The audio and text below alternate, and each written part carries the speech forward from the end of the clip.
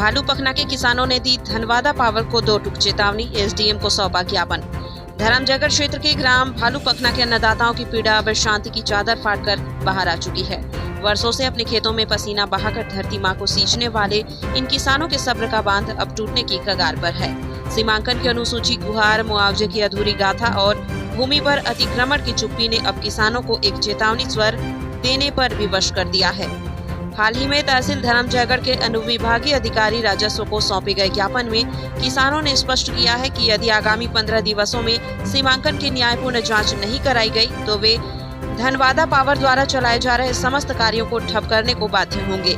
इस चेतावनी में केवल क्रोध नहीं, वर्षों की उपेक्षा, शोषण और असहायता का संचित दर्द भी झलकता है। और वही किसानों का कहना है कि वे पूर्व में ही सीमांकन के लिए संपूर्ण दस्तावेज, नक्शा, खसरा, चालान की प्रतियां प्रशासन को सौंप चुके हैं, परंतु अभी तक उनके खेतों में न तो कोई अधिकारी पहुंचा, न ही कोई न्याय की आहट सुनाई दी। दूसरी ओर कंपनी द्वारा निर्माण कार्य निरंतर जारी है, उन जमीनों पर भी जो नहरों, रास्तों और निजी स्वामित्व के अंतर्गत आती है।